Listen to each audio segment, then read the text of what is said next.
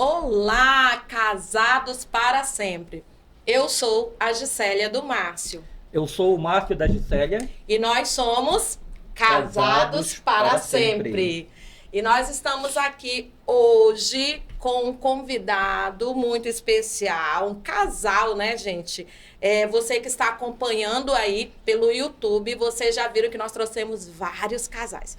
E esse casal, gente, é pleno, né? É pleno em Deus e tem muito para trazer hoje pra gente. E hoje nós vamos estar com um tema, né? Um casamento firme, constante, inabalável e pleno em Deus. Será que isso é possível?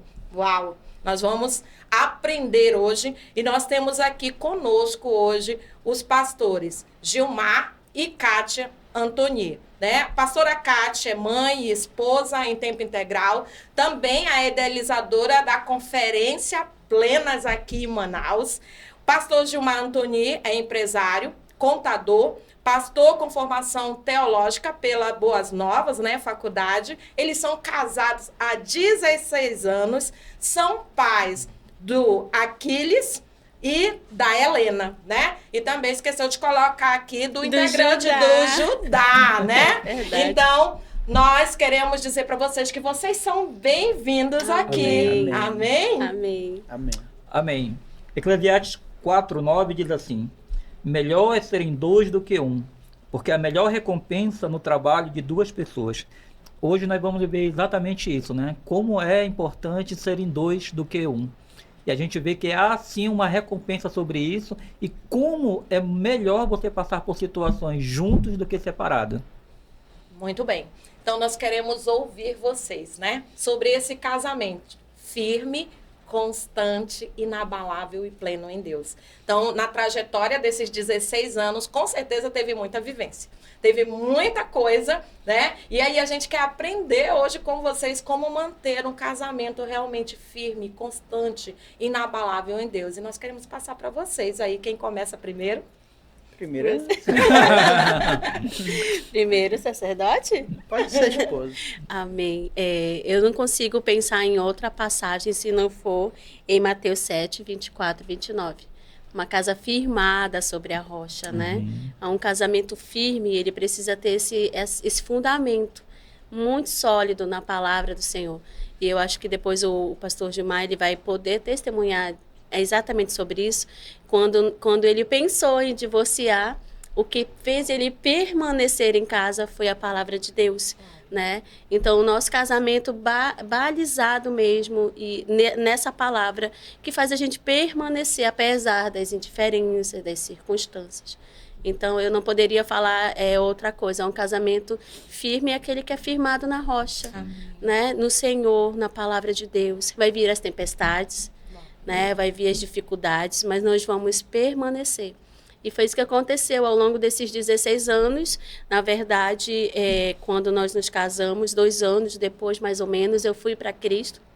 A gente já tinha ali no início um casamento um relacionamento um pouco tumultuado, né? Nós não tínhamos uma boa formação cristã realmente nesses fundamentos. Então, a gente meio que foi aprendendo ali com as nossas lutas.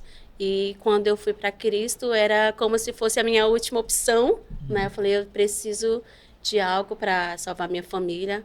E nesse caminho, nessa jornada, eu fui aprendendo. E não faz muito tempo que eu aprendi a me submeter, né? Então, isso foi acho que dos últimos níveis em que eu acessei para ter esse casamento pleno. Então, eu aprendo que depois que a gente colocou o Senhor como centro da nossa família, como sendo a base, né? Esse alicerce, nós realmente ficamos mais constantes e firmes, né? Inabaláveis, mas eu consigo ver a plenitude no nosso casamento quando eu começo a entender o princípio da submissão. E aí eu consigo realmente ter um casamento pleno, saudável, né? Apesar das lutas e das dificuldades. Então, eu falaria aqui 2 pontos. A base, realmente, desse casamento firme, forte, constante, inabalável, a palavra do Senhor. E, para ser pleno, estar dentro desse princípio de estar debaixo dessa autoridade constituída pelo próprio Senhor, como cabeça, né, como meu cabeça, estar nesse lugar, debaixo dessa autoridade. E isso me dá descanso, provisão, né, despojo. Então, realmente, a gente chega nesse nível do casamento pleno quando nós temos esse fundamento e esse princípio que a mulher cumpre, né, com sabedoria e submissão ao seu marido. Amém. Pastor. Amém. Quando vocês começaram a falar, né, e falaram das formações, né, e eu posso parafrasear aqui o pastor Juscelio, onde ele fala, e eu aprendi algo e eu coloquei isso no meu íntimo. Nós falamos muito bem aquilo que fazemos muito mal. Então, assim, tu pode pregar muito bem, mas lá dentro da tua casa, como é que tu tá? Tu pode ser uma boa referência fora, mas como é que tu tá dentro? Então, antes de ser firme e constante, tu tem que olhar para dentro. Sim. Tu tem que olhar para a base. Então, e quando nossa relação estremeceu, é porque nós estávamos muito bom lá fora. Nós estávamos no auge do nosso ministério, na época na Assembleia de Deus. E quando eu cheguei para o pastor e falei, pastor, eu preciso entregar meu cargo, né? Mas por quê? Porque a minha casa estava estremecida. Os meus filhos estavam ficando frios espiritualmente. E somente Deus, somente Jesus Cristo, ele pode reverter a situação. E não existe nada impossível para Deus. Amém. Porque nós, como cristãos, nós não precisamos ver para crer. Nós precisamos crer para ver. Amém. A partir do momento que nós cremos em Deus, que é a nossa maior base, o nosso maior sustento, porque Ele que nos sustenta, nós vamos ficar firmes, constantes e inabaláveis, apesar das circunstâncias, apesar da luta, né? E logo quando nós nos convertemos, né? Primeira Catiane, eu demorei 1 ano ainda para vir, né? Para Cristo, e ela começou ali a ter o contato com a palavra de Deus. E quando a gente tem um contato, há o confronto. Porque se não há confronto, não há mudança. Sim. Então a palavra ela vai nos confrontar e aí ela vai nos informar ali através também com a ajuda do Espírito Santo onde que nós estamos errando e onde nós estamos acertando. E vamos dizer assim, nesse processo, né, de amadurecimento, no início nós temos a palavra, mas muitas vezes nós não sabemos nos comportar. E ela, quando chegava em casa, eu tinha, né, algumas cervejas dentro de casa, porque eu não era cristão, eu estava nas trevas. E ela chegava do culto, pastor Márcio, e queria tirar tudo aquilo que fazia mal. Sim. Mas ela não, naquele momento ela não teve sabedoria para agir. Então ela falava de Cristo, mas eu não via Cristo nas atitudes dela. E ali, em vez de me aproximar do Senhor, me fez afastar. Eu não quero um Cristo assim. Que é natural, né? Sim. E ali eu falei, como é que tu quer me guiar com Cristo tendo essas atitudes? Porque tu pode até falar bonito, né? De 100 pessoas, uma lerá a Bíblia, 99 lerá o homem. Então as pessoas, elas nos leem, né? Então as tuas atitudes, às vezes pode até não falar nada, mas a tua atitude pode ganhar alguém para Cristo. E ali foi que quando ela parou de falar, que aí como ela fala, é um processo da submissão, né? Então ela parou de falar e começou a agir. E teve um momento em que eu entrei dentro de casa, na madrugada, e ela estava orando. E eu procurei ela na cama, casa pequena, e cadê minha esposa? E ela estava lá no cantinho, ali no corredor, entre a cama e uma parede, orando, né, pela minha vida. E naquele momento, Deus tocou na minha vida, eu preciso me posicionar. Porque a minha esposa se posicionou para Cristo, né? Então, a partir do momento em que ela tem um entendimento, e um pastor falou para ela, você quer ter um homem de Deus, seja uma mulher de Deus. Sim. Nós, como casais, nós não devemos culpar um ao outro. Nós primeiro devemos olhar para dentro de nós, fazer uma autorreflexão e dizer onde é que eu posso acertar, onde estou errando, Deus me ajuda. E Deus, com certeza, vai lhe ajudar, como ajudou minha esposa. Então, hoje, nós chegamos aonde estamos através da palavra de Deus. A palavra, ela não pode ser... nós não podemos ser apenas ouvintes da palavra, mas sim praticantes dela. Então, quando nós começamos a praticar o amor, o perdão, Deus, ele ordena as bênçãos sobre as nossas vidas, né? Andamos na mesma unidade, na mesma visão, conseguimos ser inabaláveis apesar das circunstâncias. Uau. Eu estava lembrando aqui, eu fiz uma viagem algum tempo atrás, e eu fui com 2 amigos da empresa. E na viagem eles começaram a se queixar da esposa. E coincidência, os 2 são casados com mulheres cristãs, e eles não são cristãos. Bebem, enfim. E aí eles começaram a se queixar. Começou um, em seguida o outro, e eu fiquei observando, né? Por que tanta queixa da mulher?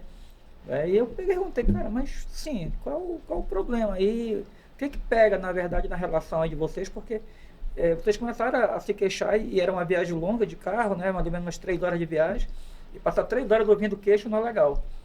E ele disse, não, porque, cara, a minha mulher, ela quer que eu seja igual ela, né?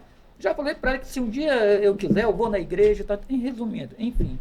A gente percebe que o desejo da mulher de modificar o homem é grande. Né? E não está errado o desejo de modificar o homem, não é? Ou o inverso também, porque é algo bom que você quer para a pessoa.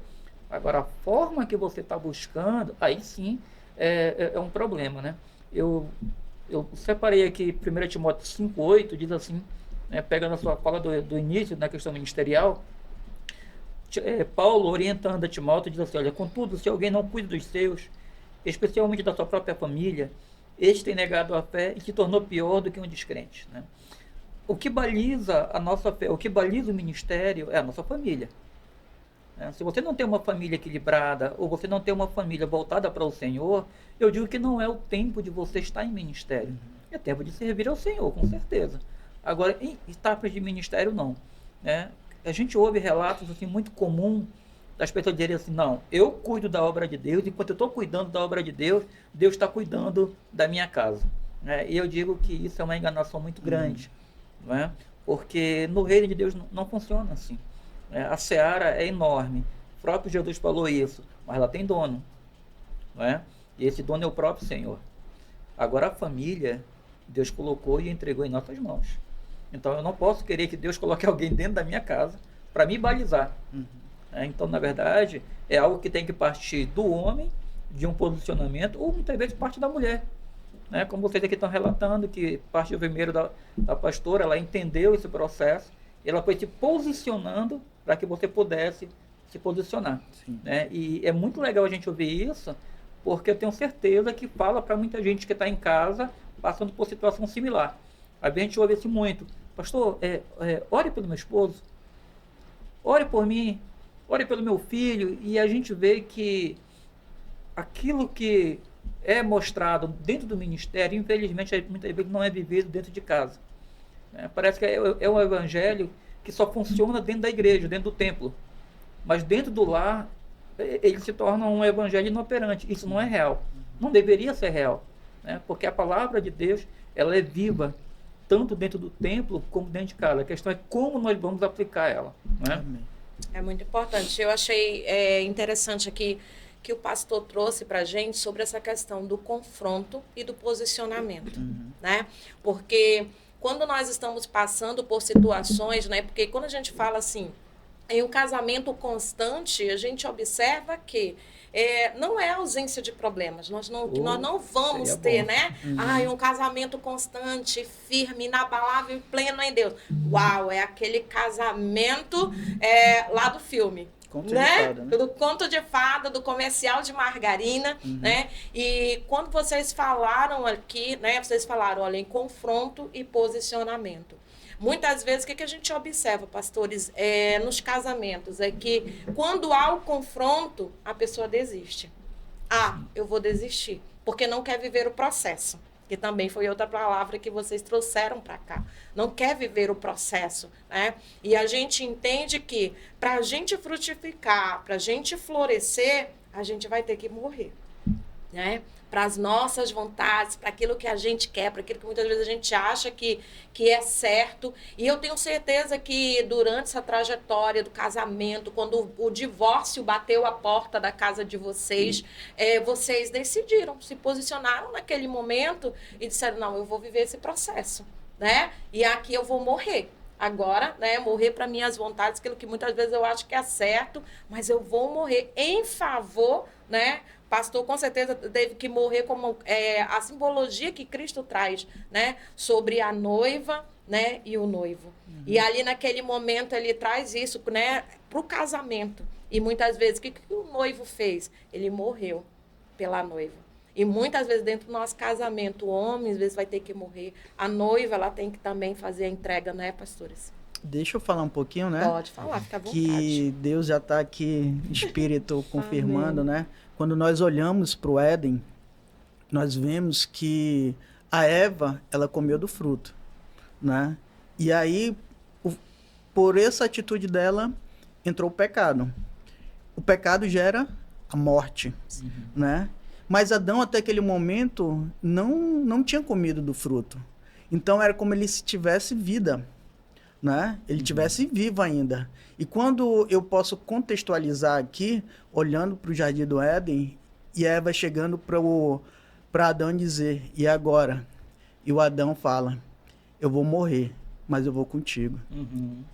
Então, o casamento é isso. O homem também ele precisa morrer, como você falou. E os dois ficaram mortos e foram expulsos do Jardim do Éden. E aquele que estava vivo, Jesus Cristo, ele estava vivo e veio para essa terra e morreu. Amém. E quando Jesus ressuscita, nós ressuscitamos com ele. Aleluia. Há uma nova vida com ele. Aleluia. Então eu entendo isso. Jesus Cristo, ele trazendo vida para o casamento. Para um casal que estava morto, mas agora sim, nós podemos dizer, nós ressuscitamos nele.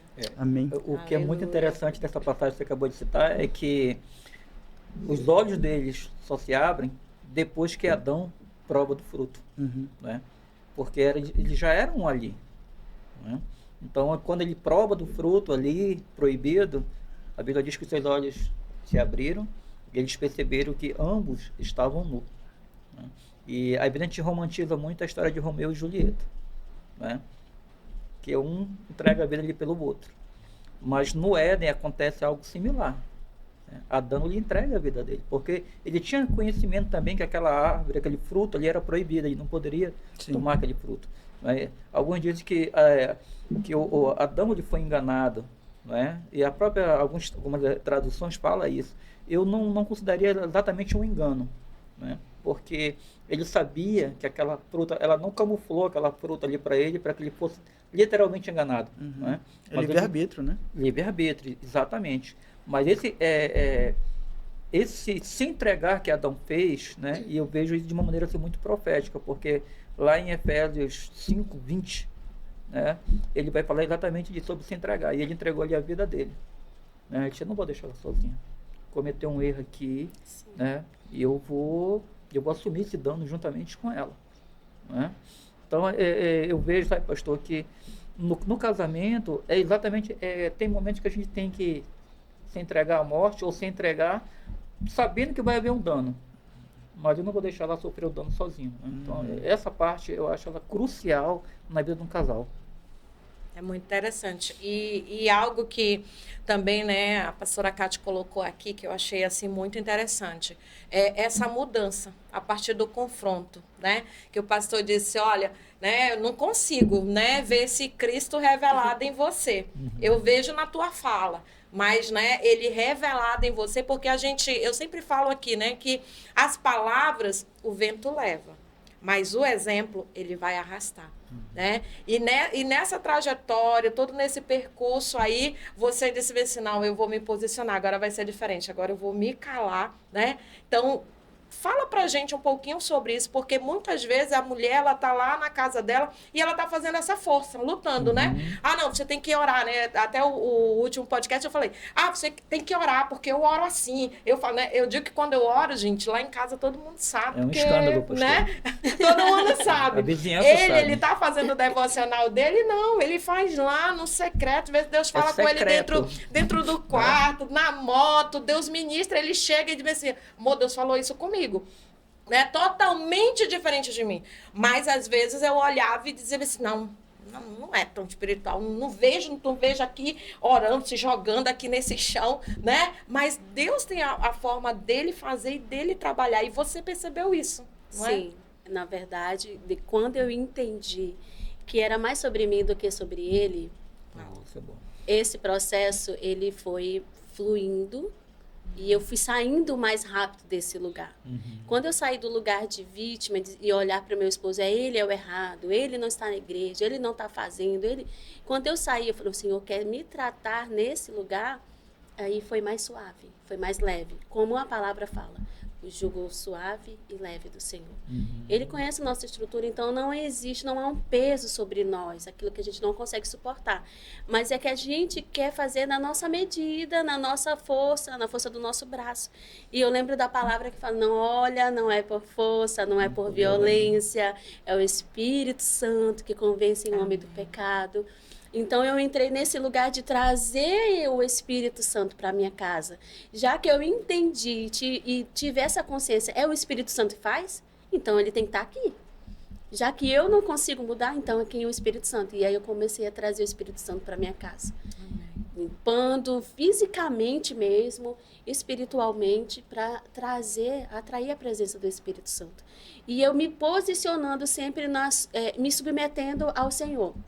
Eu lembro que quando o Gilmar resolveu ir embora de casa, ele falou assim, não aguento mais, né, viver uma vida com uma mulher rixosa. Eu falei assim, é verdade. Eu estou comendo do fruto que eu semeei. Então, uma vida de falta de sabedoria, de insubmissão, de desonra, né, eu fazia isso. Né, eu desonrava, eu desrespeitava ele. Então, eu semeei e eu colhi. Então, nesse lugar que nós precisamos nos colocar, o lugar do posicionamento, é reconhecer que realmente nós somos parte desse casamento e nos posicionando como autorresponsabilidade. Se eu me coloco no lugar sempre que o outro é que precisa mudar, eu nunca entro nesse processo de mudança. Uau. E eu entrei exatamente sobre isso. E quando eu entendi o Senhor falando, é mais sobre você. Ele, né? Deixa que eu cuido. Então, eu me submeti. Eu lembro quando ele arrumou as malas, eu fiquei com vergonha. Porque a gente estava muito falando sobre morte e eu fui morrendo, sabe? Eu vi ali uma figura que eu criei de uma família perfeita lá fora, mas dentro estava tudo bagunçado. E aquilo foi morrendo. É como se o meu sonho de criança fosse morrendo. E eu fui entrando nesse lugar de morte mesmo. E eu falei... A princípio eu falei, não queria que ninguém soubesse, porque, né, ia tirar o meu verniz, né? Expor. E eu não queria expor. O que as pessoas vão pensar, né? E aí foi quando o Senhor falou comigo, mas eu tô também te usando, vou te usar depois para trazer mulheres para esse lugar, porque existem muitas pastoras com a casa bagunçada, desarrumada, que elas estão muito bem lá fora, mas elas não estão bem dentro. E eu entendi que a minha dor também não era só sobre mim. Existiam outras pessoas que precisavam ouvir, né, o que o Senhor estava fazendo. E eu me submeti. Eu falei, então, amém, Senhor. Se eu tenho que ter esse espinho na minha carne, eu me submeto. E eu morri para mim, para o meu orgulho. E me submeti a esse lugar de uma mulher quase divorciada, que teve que fazer o caminho de volta para casa. E aí foi quando eu saio da minha profissão, larguei minha profissão. Eu tinha uma profissão que era algo que ele já pedia muito, que eu voltasse para casa, sabe, pastores? E eu, por conta do meu orgulho, queria estar numa mesa da diretoria, das reuniões estratégicas. Eu me sentia valorizada, mas onde eu mais precisava ser reconhecida, eu não estava tendo. Os meus filhos estavam sendo criados pela babá, né, discipulados pela escola bíblica ou pela escola particular cristã, que a gente às vezes vai transferindo essa responsabilidade. Então eu tive que morrer mesmo, morrer para o meu eu, para a minha vontade, ver os meus sonhos quase morrendo ali de uma família perfeita, que não era perfeita e nunca vai ser. E eu então entrei nesse lugar de me submeter ao processo e entendendo, é muito mais sobre mim do que sobre ele. E todas as vezes, é a segunda vez, e eu entendo exatamente isso. Depois, quando o Gilmar recebeu o diagnóstico de câncer, e era um estágio já avançado, então a morte bate na nossa porta. E eu entendi que o Senhor realmente queria destronar o Gilmar do meu coração. Porque eu criei o ídolo, o marido, e uma codependência emocional que eu abri a boca para dizer, eu não consigo viver sem esse homem. Eu não consigo imaginar a minha vida sem ele. É difícil, mas eu estava colocando ele no lugar de Deus. Então, o divórcio veio para matar, para destronar esse ídolo. O diagnóstico também. Então, eu fui morrendo para o meu desejo, me colocando no lugar de cumprir o propósito de Deus. Então, eu entendi isso, pastora. Esse lugar, sabe? Nesse processo. É muito mais sobre mim do que sobre ele. O diagnóstico era muito mais sobre mim do que sobre ele. Né? E eu comecei a caminhar nessa estrada de ter a plenitude em Deus. Amém. Quando eu tenho o Senhor como o único, suficiente Salvador, que Ele é o Deus, Ele é o princípio, Ele é o alfa, o ômega, o meu casamento ele vai ser pleno. Eu não vou colocar as minhas expectativas no Gilmar, mas no Senhor. Amém. E isso é maravilhoso, né? E ouvindo vocês aqui sobre essa história, né, justamente a gente falando aqui sobre esse casamento, né, firme, constante, inabalável, pleno em Deus. E a gente está vendo aqui, gente, eles começaram falando aqui, o divórcio bate a porta. E há pouco tempo estão saindo aí de um diagnóstico. Sim. Que bate a porta também desta casa, desta família. E nós que conhecemos, né, a gente vê assim que aquilo, né, na dor, né, ali tem florescido, tem sido cura para outras famílias, que hoje vocês também servem ali na igreja local, ali no Mevan, né, e vocês servem ali com famílias, né? Olha como que Deus faz, por isso que a pastora Cátia trouxe e disse, olha, eu entendi que não era só sobre mim, não era só sobre a minha casa, né? Mas Deus tinha uma resposta para outras pessoas. Então, hoje eu olho para vocês e vejo como uma resposta para muitos, talvez, que vão assistir daqui a pouco, né, no YouTube e vão dizer, meu Deus, está acontecendo isso comigo, talvez uma enfermidade que chegou, um diagnóstico irreversível, né, que incurável, olha, não tem mais jeito, vai ficar sem essa perna, olha que há poucos dias, nos conte, pastor, sobre esse diagnóstico.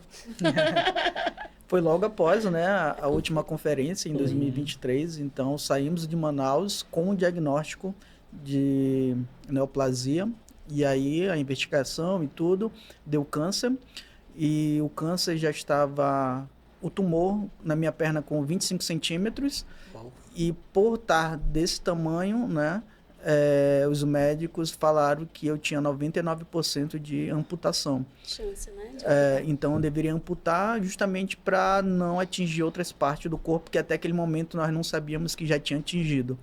E ali foi algo, assim, uma notícia que aí, como a senhora comentou, né, e tem um laudo para comprovar que a médica colocou ali, incurável, irressecável, gravíssima, estado metastático 4, né? Então atingiu o fígado, o dorso, do lado esquerdo, e já tinha estava comprometendo já os outros órgãos, né?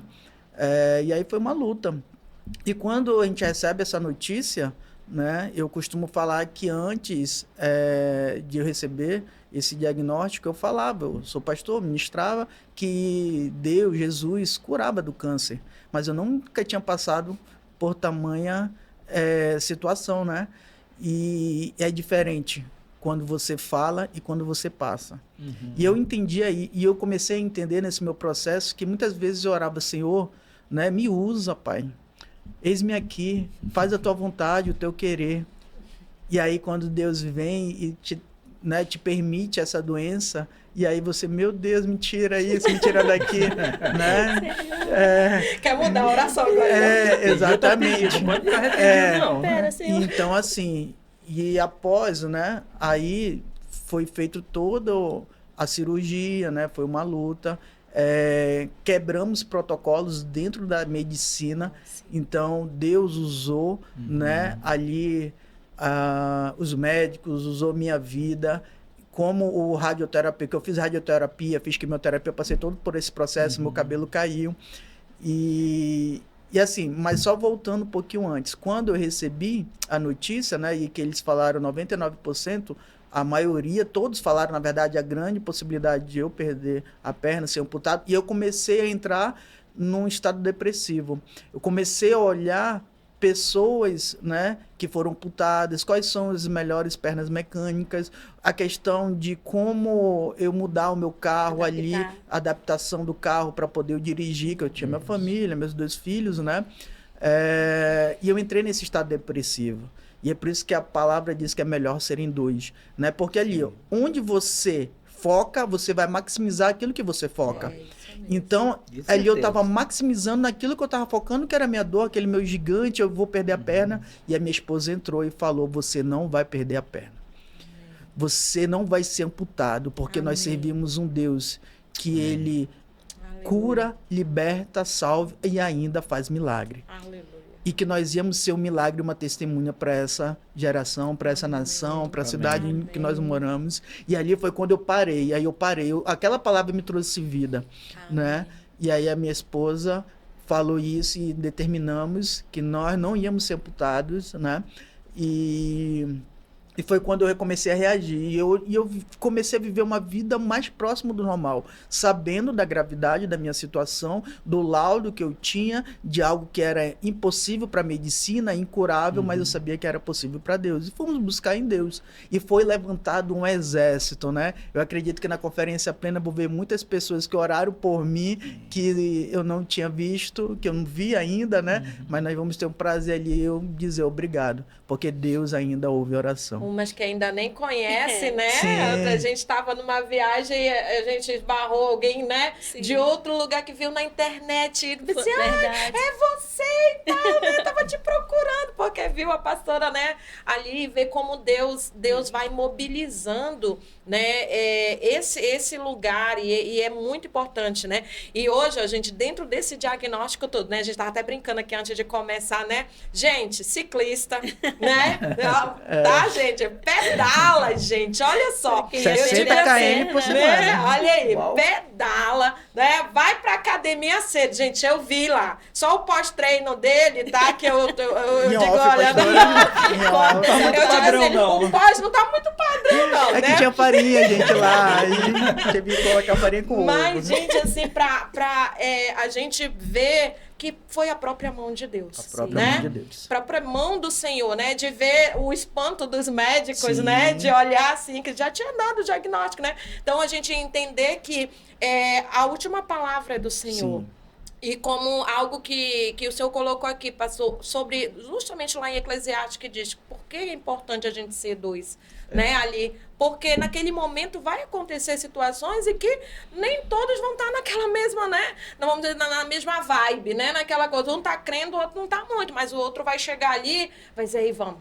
Vai dar certo esse negócio, né? E ver isso e gerar vida. Então, por isso que é importante. A própria Bíblia vai dizer que a mulher, ela é edificadora desse lar. Ela faz parte da edificação. A edificação a gente não vê. A gente olha um prédio, a gente não vê a edificação. A gente vê as paredes, a gente vê todo o design ali, a gente consegue ver. Mas a edificação não vê. Muitas vezes a gente não vê essa mulher, talvez você não seja essa mulher que esteja aí, né, nas redes aí, mas você é essa mulher edificadora que está edificando. Se esse casamento ainda está de pé, é porque você está ali orando, né, por essa família, por esta casa. Eu acho muito interessante aqui pontuar a sequência de princípio, né?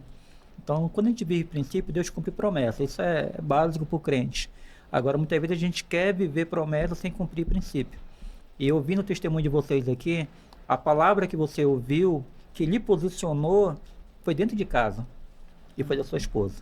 Né? Sim. E a gente vê aqui o princípio, você acabou de falar, o princípio muito claro, dizendo que a esposa, ela edifica a casa. Né? Então, ela não edifica a igreja. Esse papel não é para ela. E aí a gente vê o inverso, né? Muita mulher querendo edificar o seu ministério e ignorar a sua casa. Né? E quando a gente vive esse princípio de começar pela casa, é muito maravilhoso porque posiciona. A minha esposa não foi diferente, ela me posicionou com o comportamento dela. E quanto mais ela se posicionava, cara, eu olhava para mim e digo, opa, não tem escapatória, né? Eu tenho que também me posicionar. Isso é muito automático. Não é que porque ela está toda. Não é questão de torcida, é questão de princípio. Né? Então, eu estava lembrando aqui a passagem de Naamã. Naamã, ele cria uma trajetória na cabeça dele de como ele deve ser curado. Né? E o seu testemunho é muito interessante, porque não aconteceu dentro da igreja. Como muitos de nós cristãos, a gente espera. Verdade. Né? A gente espera que chegue lá na igreja, numa campanha ou numa vigília, aquele êxtase que nós chamamos do mundo espiritual e tal ali. Não, meu, Deus me revelou, vem aqui na frente, vem aqui, eu vou estender a mão e tal, sabe? E a gente vê aqui um processo, mas um processo, ele balizado por princípio. Né? Então, o que eu quero dizer com isso? Gente, como é bom viver a palavra. Como é bom viver aquilo que a palavra ensina, né? Tem 2 princípios básicos para o casamento que não deve jamais ser ignorado. Primeiro, a esposa deve fazer o quê? Respeitar o marido. E o marido deve amar a esposa. A questão é que quando a gente não ama a esposa vai ter uma dificuldade enorme de respeitar o marido. E a esposa, quando não respeita o marido, o homem vai ter muita dificuldade de amar a esposa, porque são princípios que um vai balizar o outro, né? Eu achei interessante, eu queria que você falasse sobre isso, né? Aproveitando a deixa dele, falando sobre algo que aconteceu em casa. Sim. E você fala sempre isso, Sim. né? Que não foi um profeta lá, né? Não foi o pastor da igreja lá impor as mãos, né? Sim. O Senhor permitiu algo dentro da sua casa. E eu vi uma transformação, Sim. né? Até que alcançou a tua casa toda, Sim. né? E eu sempre digo que a bênção, eu sempre digo assim, olha, é a bênção de casa que vai à igreja. Não é eu ir para a igreja para trazer a bênção para dentro da minha casa. Eu já saio da minha casa com essa celebração. Amém. Então, quando eu chego na igreja, ali eu só vou celebrar com os meus irmãos. Mas muitas vezes a gente vai para a igreja vou receber aqui uma bênção. Mas tua casa tá toda bagunçada, né? E eu quero que você fale. Eu queria começar falando sobre, se a gente perceber, eu fui citada aqui no início como uma mulher que não tinha sabedoria e que eu estava trazendo morte para minha casa. Uau. Porque eu não sabia me posicionar, eu estava começando. E aí eu fui falando o quê? Que eu fui me submetendo ao processo de Deus, me moldando ali, entendendo que era sobre mim, e chegou no nível de que eu trouxe vida para minha casa. Né? Legal. Através da minha fala. Lá atrás, há 16 anos, 14 anos, a minha fala estava gerando morte na minha casa. Porque eu não era posicionada em Deus, eu não estava nesse lugar. Quando uma mulher ela tem esse posicionamento de sabedoria, o céu, ele convoca essa mulher. Né? Uma mulher posicionada, ela é convocada pelo céu. E eu lembro que quando nós passamos por esse processo de voltar para casa, arrumar a casa, acender a luz, varrer, limpar, até achar a dracma, o meu filho, na época, tinha 12 para 13 anos. E ele, numa escola particular cristã, foi setado em uma aula de religião. E ele chegou em casa e ele falou assim, mãe, eu preciso conversar com a senhora. E eu falei, o que aconteceu? Ele falou assim, eu estou com dúvidas se Deus realmente existe. Na aula de religião hoje, a gente falou sobre alguns assuntos e eu estou com dúvida. E eu fiquei naquele lugar, falei, meu Deus, o que eu vou fazer? Então, comecei a tentar trazer ele para esse contexto, falando, olha, mas Deus já fez isso, mas mesmo assim ele ficou com aquela dúvida. Pastora Gi, eu fiquei durante 2 anos, quase 3 anos, orando para que o meu filho tivesse a experiência dele com Deus. Amém. E às vezes eu esperava, pastor, que fosse na igreja, né, que ele ia ser tocado. E aí eu via ele às vezes dentro da igreja, muito Frio. cético, frio, não era o nosso filho, uma criança tão amável, tão inteligente, tão temente ao Senhor. E eu via aquele menino assim, sabe, escuro, mas eu orando. E eu lembro que uma vez assistindo também um pastor que é uma referência com famílias, ele disse assim, quando seu filho estiver nesse lugar, não pede para ele orar, jejuar, ler a palavra, não faça isso. Só ame o seu filho. E foi exatamente isso que eu fiz. E aí eu tive que tirar toda a minha religiosidade, porque aí você olha, mas essa roupa não é de Deus, esse cabelo não é de Deus, tantas coisas que vai matando ao invés de trazer vida. E eu só amei meu filho. E nesse lugar que nós estávamos com um decreto de morte batendo na nossa porta, eu falei assim, eu não vou pedir para vocês orarem, eu não vou pedir para vocês jejuarem. Se vocês creem que Deus existe, vocês vão ter essa conversa com ele. Isso é um particular de vocês. Eu não impus a minha forma de agir, de orar, de jejuar, não. Eu falei, façam vocês com o Senhor. E eu sabia que eles faziam. E eu fiquei nesse lugar, Senhor, é uma experiência. Se o Senhor não curar o meu esposo, ele não vai acreditar mesmo que o Senhor não existe. Então, cura para que ele veja. E nós passamos por todo o processo, todo o tratamento, ficou faltando o último diagnóstico, que era o do fígado, que ainda tinha, né, metástase. E nesse dia eu tinha saído para resolver algumas coisas. Quando eu voltei para casa, ele falou, saiu o resultado. Eu falei, o que aconteceu? Ele falou, não tem mais nada no fígado. Amém. Glória a Deus. E aí no meu quarto virou um aleluia, glória a Deus. Eu chorava e ria, chorando e rindo. E eu falei, filho, gritei do quarto. Ele veio, saiu o resultado. Tava todo mundo, né, nessa expectativa. E aí ele falou, o que aconteceu? Aí eu falei, não tem mais câncer, chorando, dando glória a Deus. Ele, mãe, você me assustou. Aí, como eu não sou boba, eu peguei aquela oportunidade, eu olhei bem nos olhos dele, eu falei assim, você tem noção? O Senhor escolheu a nossa casa para gerar esse testemunho. Nós fomos escolhidos por Deus para passar por essa tormenta. Você tem noção de que você vai poder falar para os seus filhos, para os filhos dos seus filhos, que o Senhor curou seu pai do câncer. Aí ele olhou para mim e falou, mãe, não só para os meus filhos, não só para os filhos dos meus filhos, mas para todas as pessoas Aleluia. que eu puder. E aí eu entendi, Senhor, era isso. Nós tivemos um encontro no ano passado e uma pastora falou isso, não foi? A minha casa ia passar por um alinhamento. Sim. Para que a gente pudesse ir mais longe de onde nós já tínhamos chegado. Eu me agarrei nessa palavra. Falei, Senhor, não é para a morte, é um alinhamento. Sim. Como que nós vamos expandir se eu tenho em casa alguém que nem crê no Deus que eu sirvo? Como que a gente vai poder fazer algo realmente em nome de Deus se a minha casa não vive essa verdade? E o Senhor alinhou a nossa casa. Eu não sei quais são as cenas dos próximos capítulos, mas... E nesse lugar, sabe, pastora Gi, pastor Márcio, teve uma palavra que tocou muito o meu coração, que é a passagem de Lucas 8:40, quando a filha de Jairo é curada.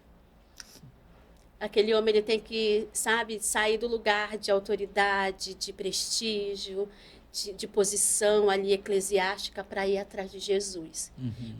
Quando um homem de Deus se posiciona, quando uma mulher de Deus se posiciona, ele traz vida para a sua casa. Aquilo que já estava decretado como morto, que não tinha mais jeito, né? O homem de Deus e a mulher posicionada, a mulher de Deus posicionada gera vida dentro de casa. E em muitos momentos eu pensei em voltar para Manaus. Eu falei para ele, vamos embora. A nossa rede de apoio está lá, porque a maioria das minhas amigas são aqui, elas movidas naquele propósito de oração, de jejum. Eu tinha amigas que falavam assim, qual é a hora da quimioterapia que eu vou orar e jejuar contigo? Amém. E aí eu falei assim, Senhor, vamos embora, tá todo mundo lá, os nossos parentes, a nossa empresa tá lá. Ele falou, não, eu tenho uma palavra. O Senhor falou que ia ser aqui que nós íamos morar, então até que o Senhor nos dê outro comando, a gente vai sair. E eu descansei nisso. Então, se ele tem a palavra, ele é o sacerdote, ele é a autoridade dessa casa, eu vou descansar, vou ficar aqui. E aí, pastor, eu vi exatamente acontecendo o que aconteceu com Jairo na minha casa. O Senhor tirou todo mundo, deixou uns poucos amigos, poucos discípulos, a mãe, o pai daquela menina, que alguns já estavam dizendo lá fora, não incomoda o mestre, já morreu, né? Ficou só nós. Então, não foi ninguém que visitou a minha casa, não foi um profeta. Foi uma profetisa, porque eu falei, Senhor, tem profeta nessa casa ainda. Amém. E eu profetizava a cura. Amém. Amém. Para que a gente pudesse realmente viver essa experiência como família. O meu filho não viu ninguém chegar lá e impor as mãos sobre o pai. Fomos nós. Amém. E isso ninguém vai tirar da gente. Ninguém. E os meus netos vão ouvir isso. Amém. Isso posiciona muito a família, né? A história de Jairo, a Bíblia diz que ele era o principal da sinagoga. Sim. Né? E eu penso que quantas vezes Jairo impôs as mãos, orando, Sim. ministrando cura, né? Você falando que quantas vezes você ministrou falando que Deus cura câncer, lembrando para os outros, né? Ó, Deus cura câncer. Beleza, já que cura câncer, então vou te dar um câncer para provar o que você está realmente pregando. Né? Agora, o que é maravilhoso dessa história toda é como isso acontece dentro de casa. Né? Às vezes a gente traz a gente cria um mundo religioso para nós, né? E aqui eu faço aqui um paralelo, né, com a história de, citei agora há pouco, Naamã, né? Que Naamã, ele tinha na cabeça dele, né? O profeta tem que chegar aqui, colocar a mão sobre mim, eu vou ser curado, né? Porque falar dessa maneira dentro de casa, gente, não tem local mais difícil de pregar o evangelho do que dentro de casa. Porque dentro de casa a gente consegue expor o que a gente tem de pior, né? Na igreja a gente sempre vai mostrar o que a gente tem de bom, de melhor. Mas dentro de casa a gente revela quem nós somos realmente, né? E Deus quer saber quem nós somos realmente, não é quem a gente tenta ser, mas quem nós somos. E assim, é muito bom ouvir esse testemunho, né, do seu posicionamento e do seu posicionamento, né? E eu vejo aqui assim, um alinhamento muito maravilhoso, porque mesmo nesse alinhamento todo, houve pensamentos paralelos diferentes, né? Não, bora voltar? Não, vamos ficar. Deus me deu uma palavra, né? E a gente vê que como a palavra de Deus, ela funciona, como ela tem poder, né? Você se sujeitou ao esposo e ele correspondeu com amor. E aí Deus olha e diz, opa, tá do jeito que eu quero. Tá propício para o milagre acontecer. Porque, gente, para o milagre acontecer, ele tem que estar baseado e cercado de um ambiente profético. Para um ambiente profético acontecer, ele não tem como acontecer fora de princípio. Os princípios, eles atraem este ambiente profético e também de cura. Se você não proporciona isso, não pense que Deus vai olhar para você e dizer, tu está sofrendo muito, então eu vou te dar a bênção, eu vou te curar, eu vou restaurar a tua casa, só porque tu está sofrendo. Não funciona assim. É interessante, né? E esse alinhamento todo que vocês passaram na casa de vocês, né? Eu acho que eu ouvi o pastor alguma coisa falando justamente sobre esse se aproximar mais dos filhos, né? Como esse laço estreitou mais, né? Fala um pouquinho, pastor. Então, e aí eu volto novamente, né? Sempre fazendo um paralelo do que nós no início começamos. Uma das coisas que eu lembro bem da minha conversão, do meu posicionamento que eu tive que ter dentro da minha casa, além desse que quando eu cheguei minha esposa estava orando, foi quando na minha própria casa, né? Na verdade nós morávamos no fundo da casa dos meus pais, e ali eu peguei uma mesa, estava numa mesa uma mesa lá, e tinha uma cerveja, era final de ano, me lembro muito bem, e o meu filho tinha 2 anos aproximadamente, ele quis pegar aquela cerveja para beber. E eu falei para ele, filho, você não pode beber, você, né, não pode tomar essa bebida. Só que ali naquele mesmo momento, como é que eu falava para ele não beber e eu estava bebendo? Então foi algo também que me confrontou naquele momento. E eu falei, eu preciso me posicionar, né? Porque, como eu falo, não é do que você está falando, mas é o que você está vivendo, né? Então, o mais importante do que falar é fazer. E cumprir os princípios do Senhor para o Senhor liberar essa promessa dentro da tua vida, dentro da tua casa, né? E uma outra coisa também que eu lembro, quando a Catiane falou, né, em relação à imposição. Meu filho, ele era muito peralta ali, aí ele se juntava com outras crianças dentro da igreja, e corria dentro da igreja na hora do culto, em alguma situação. E a gente via aquelas irmãs que ficavam meio que incomodadas, e eu ainda, sem sabedoria, eu oprimia meu filho. Então, eu olhava para ele, porque nós fomos criados dessa forma, né? Se o pai estava ali na sala com alguém, o filho não podia nem entrar. Então, tinha aquela atmosfera. E se ele olhasse, então, né, sabia que ia ser bronca. E ali eu criei meu filho, eu estava passando para ele aquilo que eu fui ensinado. E quando eu chegava dentro da minha casa, vindo do culto, eu repreendia meu filho, eu batia no meu filho, porque ele não se comportou dentro da igreja. E teve uma vez, e aí assim, não foi só uma vez, foi uma sequência, né, de cultos que nós tivemos, e ali eu ainda aprendendo, no meu primeiro ano, engateando, eu falei, e aí eu repreendia muito meu filho. E o meu filho teve uma vez e falou, pai, eu não quero mais ir para a igreja, porque eu não sei me comportar dentro da igreja. E aí foi um outro choque. Meu Deus, o que eu tô fazendo? Então, e aí eu comecei a mudar a minha atitude, né? Eu comecei a ter atitude mais de amor, né? De compreensão, de entender que ele era uma criança, né? E ele tinha que ser criança. E a igreja tem que dar estrutura para receber as crianças, né? Sim. Então tem que ter ali todo... E assim, até a gente entender isso, e a gente vai errar, né? Se não tiver conhecimento, sabedoria do Senhor, nós vamos errar. E hoje, assim, quando eu passei por essa situação de câncer, é morte, porque eu ia tomar quimioterapia. A médica falou, tu vai tomar quimioterapia até teu corpo aguentar, quando tu aguentar, você vai morrer. Deus me deu uma outra oportunidade. Aleluia. Ele me deu uma nova chance. Amém. E a gente começa a entender que as pequenas coisas têm valor. Amém. Andar tem valor. Eu passei pelo Covid, eu me lembro que eu estava na cama ali, naquele leito, e eu via os médicos, os enfermeiros andando, e eu só queria andar. E quando, antes de fazer a cirurgia, eu andava de bicicleta. Eu comprei uma bicicleta para mim e para o meu filho. E eu não conseguia andar de bicicleta porque eu estava enfermo. E aí depois, a cirurgia e tudo, né? E hoje eu volto. Os melhores pedais são com meu filho. Legal. Porque lá ali nós temos as melhores conversas. Nós conversamos, nós dialogamos, nós nos aproximamos mais ainda. E aí nesse processo, né, de mesa, que a mesa nos aproximou, de comunhão, de perdão, de intimidade. Então, quando eu estava aqui em Manaus, nós trabalhávamos muito, saíamos 8 horas da manhã, 7 horas de casa e chegava meia-noite. E a nossa família, né, nossos filhos estavam ali se deixando de lado, perdendo, se desconectando. E até isso fez nós nos conectarmos através da mesa, através dessa situação, né? E hoje ele tem o prazer de andar, né, com o pai dele, e ele é meu amigo, né? Meu filho é meu amigo, e ele conta as coisas dele, as coisas íntimas dele, e estamos juntos, né? Para a glória de Deus, eu estou aproveitando ao máximo. Sim. Se Deus pode até me levar, mas nós estamos criando memórias, né? Amém. E Amém. vida com meu filho. Isso é maravilhoso, né?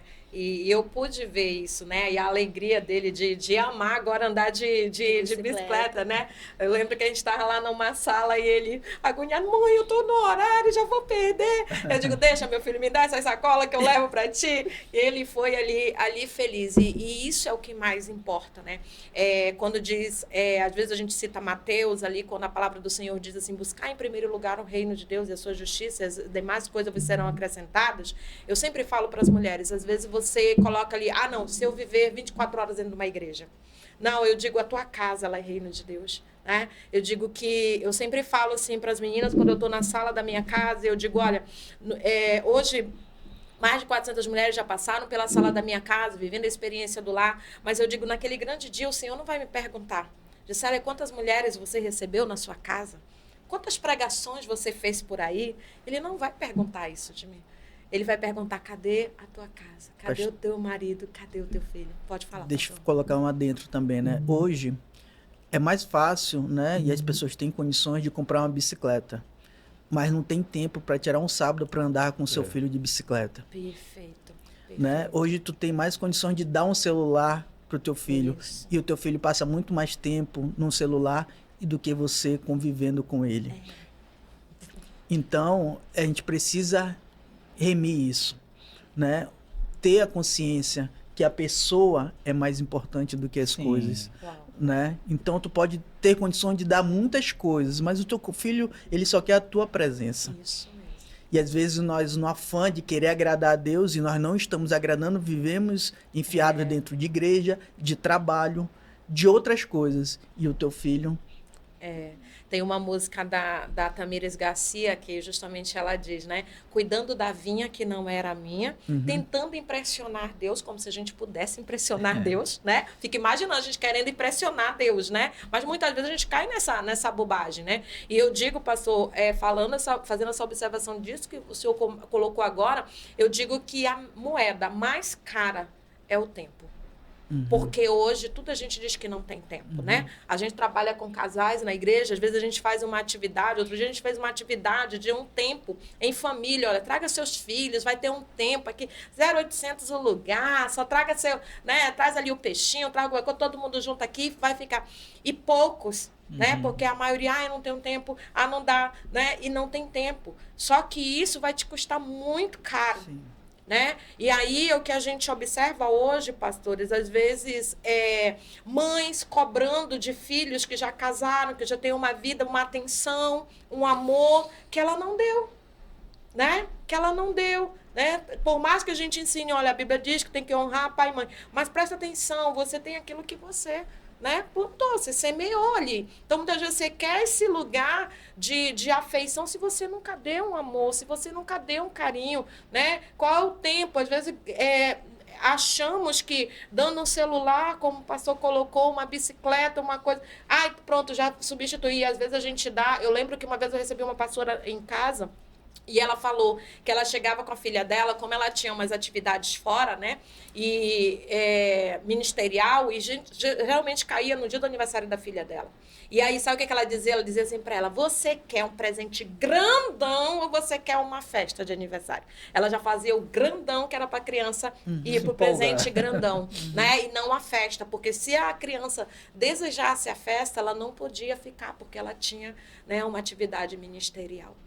E ela mudou essa rota depois, porque ela viu, ela ficou depressiva, estava indo com psiquiatra já, ela teve síndrome do pânico, não conseguia mais entrar na igreja. Olha o nível de toda a situação, né? Daquilo, de tudo que ela foi plantando, e depois ela não teve resistência, não conseguia. Então, a gente precisa entender, né? Como é que nós estamos preparando esta geração? O que nós vamos querer cobrar deles, algo que muitas vezes nós não estamos dando para eles? Que é muito interessante, porque a Bíblia não ensina da maneira que a gente costuma fazer na igreja, né? Deuteronômio, ele dá essa orientação de maneira assim muito clara, né? Deuteronômio 2:3 diz assim: quando te converteres a Yahvé teu Deus, obedecendo a voz conforme tudo o que hoje te ordeno, tu e teus filhos, com toda disposição de coração e vontade de alma, então o Eterno, o teu Deus, mudará a tua sorte para melhor e se compadecerá de ti. Olha que palavra de posicionamento, né? Se a gente ler um pouco antes o 1, ele dá uma opção: eis que coloco diante de ti a bênção e a maldição, escolhe. Né? E muita gente está fazendo a escolha totalmente errada, né? Ouvir um posicionamento dentro de casa, nossa, cara, é muito transformador, porque não é algo único, é algo coletivo, né? Então não aconteceu somente uma cura física na sua vida, houve uma cura no seu filho, né? E aí aqui assim eu trago à mente aqui a palavra de Malaquias, né? O último versículo do Velho Testamento, que nos últimos tempos virá o espírito de Elias, que converterá o coração dos pais aos filhos. E a Bíblia a gente acha que é o filho que tem que se converter, não é? Mas ele diz que primeiro é o coração dos pais aos filhos e os filhos aos pais. Então somos nós pais que temos que estar sempre nos posicionando para converter o coração de nossos filhos. Então muitas vezes a gente está orando da maneira errada, né? A gente está querendo que o nosso filho automaticamente se corrija, mas há primeiro uma conversão de pais para os filhos, de filhos aos pais. Amém. É maravilhosa essa passagem. Amém. Que à vontade, querem compartilhar mais alguma coisa? Eu posso falar, né, em relação do processo também que a Catiane teve de amadurecimento, de ser moldada, né? A gente falou um pouco sobre isso também. E o que ocorre, né? Falando um pouco para as mulheres agora, né? Fale. Não esconda nada. Só apanha, né, pastor? Só o homem que apanha, né? Mas deixa eu falar assim, direcionado às mulheres, né? E aí, quando nós voltamos de novo ali para a criação, né? Para o jardim, enfim, criação do homem e da mulher, Deus fez Adão cair em um sono profundo, né? Uma morte ali. Sim. E às vezes a mulher, ela, naquele afã de querer acordar o homem, né? Porque tem áreas que o homem parece que está dormindo ali e a mulher, meu Deus, me acorda, faz algo, né? E reage, né? Mas se formos ali, né, fazer um paralelo, uma símile à criação, vemos que Adão, ele estava dormindo. Enquanto ele estava dormindo, a mulher estava sendo formada, né? Então, mulher, não queira acordar o teu marido. Porque enquanto você não for moldada e formada, ele ainda vai continuar dormindo. E aí vai perguntar, pastor, mas e aí, que horas que ele Acorda, vai né? acordar? Tem uns que entraram em coma, pastor. E aí? E aí eu vou faz? responder, na hora que você estiver formada e moldada do jeito que o Amém. Senhor quiser, ele vai acordar. Amém. Então foi isso que aconteceu. Eu estava dormindo em uma certa área e a Catiane ainda estava sendo moldada, formada. Porque se acordar antes esse homem, você vai estar deformada. E aí vai ser mais difícil o trabalho para vocês conseguirem ter as bênçãos e ser plenos em Deus, né? Então, ore a Deus, busque a Deus e Ele vai te moldar. Não do teu jeito, mas do jeito dele. Porque quando nós começamos, nunca que imaginamos, pastores, que nós íamos chegar onde nós chegamos. Nós nunca visualizamos isso. Nós nunca pedimos isso. Nós nunca queremos isso. Nós só queríamos fazer a vontade do Senhor. E eu acredito que essa vontade, ele pegou, vocês querem, meus filhos? Então, eu vou tratar vocês, eu vou colocar vocês em provas para vocês serem aprovados. Eu acredito, assim, que o sarrafo aumentou. E eu acredito que a cada ano o sarrafo aumenta. Cada edição da Plenas e cada tema, né? Ele mexe muito com a nossa casa. Então, assim... Com todas nós, né? Então, assim... nós estamos orando para as próximas edições, né? Amém. Mas essa constância foi forte, né? Amém. Todos são, mas essa em especial, ela mexeu Marcou, nas né? estruturas, marcou, né? E acredito assim que Deus ele está nos moldando para Amém. novos níveis. Amém. Todos nós, não só a nossa casa, mas todos nós. E nós temos que estar descansando em Deus. Né, apesar das situações, porque nós descansamos onde? Na nossa origem, né? A mulher, como mulher em si, ela descansa em Deus. Então, por isso que ela às vezes está muito bom no emprego, né, no trabalho, até mesmo no ministério, na igreja, mas como esposa, ela vai descansar na origem dela, que é o marido. E marido, agora eu vou jogar um pouquinho pro marido. Isso, pode falar agora, pode falar. Marido, Deus, ele não te deu uma esposa, ele te deu uma mulher. A esposa, ele vai tirar de dentro de ti. Então, Deus tira a esposa de dentro do marido, né? Então, o que a mulher está sendo cultivada, ela vai, né, florescer, ela vai ser moldada diante daquilo que Deus tira do homem, né? Então, minha esposa teve alguns momentos em que ela estava sendo moldada, eu estava dormindo, e quando eu acordei, eu entendi que eu tinha que ter responsabilidade sobre ela e não dizer que ela estava errada. Ah, porque tu fez aquilo, porque tu fez aquilo. Quando eles pecaram, o casal pecou, ele foi com quem? Não foi com Eva, foi com Adão. A responsabilidade é do homem, entendeu? Então, se a tua esposa não está do jeito que você quer, bonita, cheirosa, tu tem comprado um perfume para ela? Ah, ela não tá andando bem vestida. Tu tem comprado um vestido para ela? Ela gosta do carinho, né, professor? É carinho, o pessoal não sabe. Carinho, Eu vou ensinar para vocês, né? Há uma prioridade. Ensine. Deus, família, né? Trabalho e igreja. E o homem tem que trabalhar também, né? Ele tem que trabalhar porque a mulher, ela gosta de carinho. Celular carinho, vestido carinho, sapato carinho. Como é que tu vai dar esse carinho para ela se tu não tá trabalhando também, né? Isso. Então, tem que trabalhar para E dar muito. carinho. E muito. O pastor é quase o Júlio. O tem Júlio. 3 empregos. 3 empregos. Para dar muito carinho, né? Muito pra pastor, Para dar né? muito Manter essa- carinho, querido. O que é muito relevante em tudo aqui, né? Essa palavra do Éden, né? E o original dessa palavra, sono profundo, é morte. Né? O original dela é morte. Então Deus matou o homem, né, para que surgisse a mulher. Né? E você falando aqui me chama muita atenção pensar nisso, porque realmente muitas vezes nós homens, nós não queremos passar esse processo. Né? E isso às vezes acontece na questão ministerial. Aqui tem algo assim, muito interessante entre nós casais aqui. Né? Todas as duas aqui têm mais visibilidade do que nós dois. E eu brinco com isso. Eu digo, olha, eu sou como João Batista. Não importa que ela cresça e eu diminua. Amém. Né? Isso para mim, alguém chegou, perguntou, disse assim, pastor, ela prega mais do que o senhor. Eu disse, graças a Deus. Né? E isso para mim, né, não me diminui, não me sinto menor. Né? Eu entendo a missão que Deus colocou para mim. Então, eu penso que todo homem ele tem que entender a missão que Deus colocou sobre ele. Né? Isso não é uma regra, porque vai ter situações diversas. A gente vê pastores aí, né, que tem um nome notório na mídia, no conhecimento, enfim. E a gente não sabe nem o nome da esposa. Né? Eu cheguei na igreja recente, a Juscelia estava viajando agora esse período, e alguém olhou para mim e disse assim, nossa, é tão estranho ele ver sozinho, pastor. Né? Eu disse, poxa, que bom. Que bom que até no visual sentem falta dela. Né? Então, é muito bom a gente ser identificado como casal. E isso, assim, para mim, eu ouço algumas coisas assim que me deixam orgulhoso daquilo que Deus tem colocado na minha vida, né?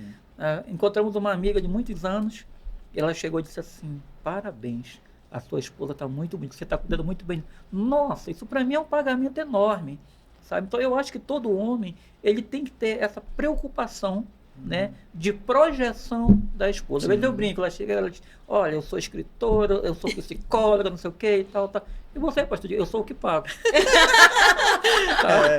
Eu sou patrocinador, motorista, fotógrafo, nas horas vagas eu sou o esposo. Né? Mais ou menos assim. Eu costumo também falar lá que eu sou a base de lançamento. Quero que ela voe, que meus filhos voem. Mas ela só decola se tiver a base. Sim, com certeza. Então, ela tá... A gente tem que saber identificar e saber os papéis, né?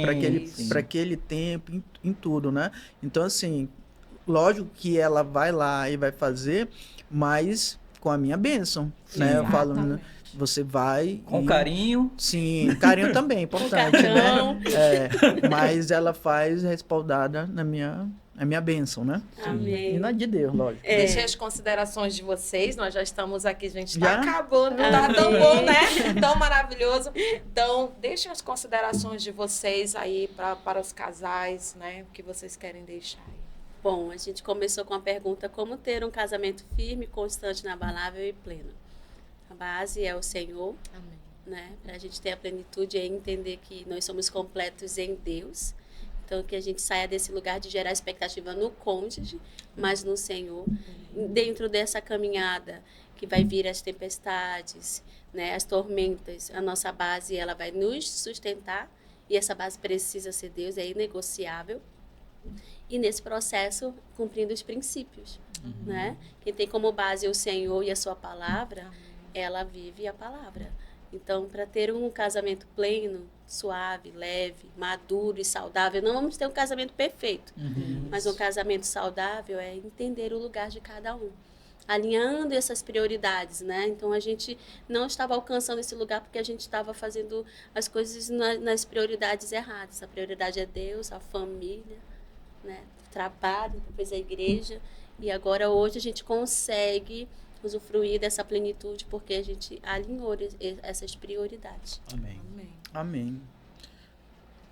O que eu posso colocar, né, é não desista, porque quando nós nos posicionamos, Deus ele começa a operar em nossas vidas, né? Como o Senhor colocou ali sobre Naamã. Naamã, ele tinha status fora, né? Ele era ali o capitão do exército, era um homem de valor. E Deus, né, usava ele para as guerras, né? Só que na casa, quando ele abria ali, tirava todas as suas condecorações, o seu fardamento, o que aparecia? A lepra. Né? Então, aquela intimidade ali dentro de casa, ela estava ruim, ela estava corrompida, desvirtuada, né? Doente, Talvez né? doente, né? Mas ele ouviu, né? A esposa ouviu uma palavra dentro de casa, né? Daquela menina. Aquela menina representa a palavra de Deus, que muitas vezes a gente procura dentro lá da igreja e está dentro da tua casa, né? Então ele ouviu a palavra, a esposa ouviu a palavra, transmitiu a ele. E aí ele foi procurar o profeta, né? E o profeta representa Deus. E o profeta não recebeu ele face a face, né? Ele apontou para onde? Para o Jordão, Mandou só Para ele, recado, né? vai lá banhar, vai se banhar no Isso. Jordão. Mas ele não recebeu ali, ele não falou face a face com Deus, né? Então, ele indicou o Jordão. E ele foi, né, muito contrariado, porque ele tinha outras, né, possibilidades. E o Jordão, né? Mas ele, em obediência, ele foi se banhar no Jordão. O Jordão representa Jesus Cristo. Enquanto nós não passarmos por Jesus Cristo, nós não vamos ver a Deus. O nosso foco é a Nova Jerusalém, é ver Deus face a face.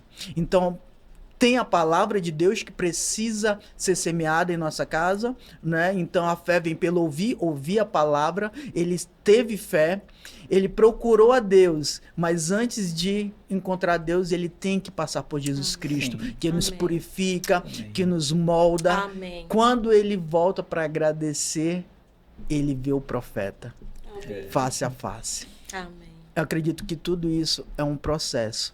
Você está passando pelo processo, você está passando pelo deserto, mas no deserto tem provisão Amém. para alcançar a Nova Jerusalém e nos encontrarmos com o nosso Senhor Jesus Cristo, nosso Deus. Amém. Amém. Gente, findando aqui, tá bom demais, né?